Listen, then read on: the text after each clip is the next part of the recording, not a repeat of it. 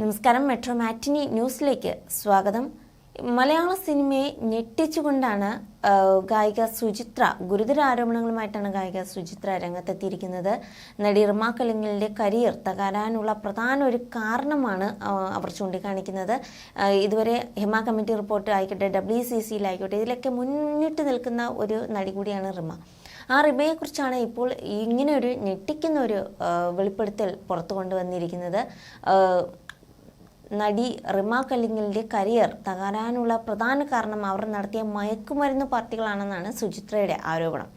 ഇത്തരം പ്രവർത്തനങ്ങൾ റിമ കലിംഗൽ നടത്തുന്നുണ്ടെന്നറിഞ്ഞപ്പോൾ വിശ്വസിക്കാൻ കഴിഞ്ഞില്ലെന്നും പാർട്ടികളിൽ പങ്കെടുത്ത ഒരുപാട് ഗായകർ തന്നോട് ഇക്കാര്യം തുറന്നു പറഞ്ഞിട്ടുണ്ടെന്നും സുചിത്ര പറഞ്ഞു. റിമ കലിംഗലിൻ്റെ കരിയർ തകർത്തത് ലഹരിയാണ്. പാർട്ടികളിൽ മയക്കുമരുന്ന് ഒഴുകുകയാണ്. സ്ത്രീകളും പുരുഷന്മാരും ഈ പാർട്ടികളിൽ ലഹരി വസ്തുക്കൾ ഉപയോഗിച്ചിട്ടുണ്ടെന്നും ഗായിക വ്യക്തമാക്കി. പാർട്ടികളിൽ ഉപയോഗിക്കാൻ പാടില്ലാത്ത വസ്തുക്കളാണ് ഇവർ ഉപയോഗിക്കുന്നതെന്നും കൂട്ടിച്ചേർത്തിരുന്നു.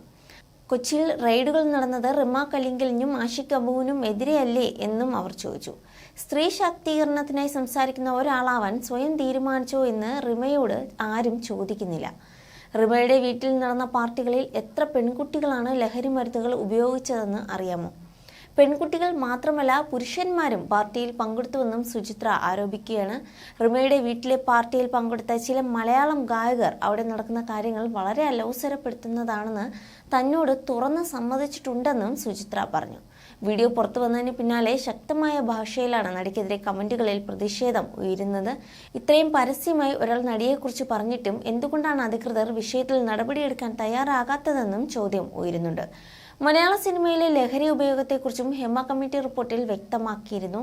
എന്നാൽ റിമ ഇത്തരം പാർട്ടികൾ നടത്തിയെന്ന തരത്തിൽ ആരോപണങ്ങളോ പരാതിയോ ഇതുവരെയും പോലീസിനോ അന്വേഷണ സംഘത്തിനോ ലഭിച്ചിട്ടില്ല.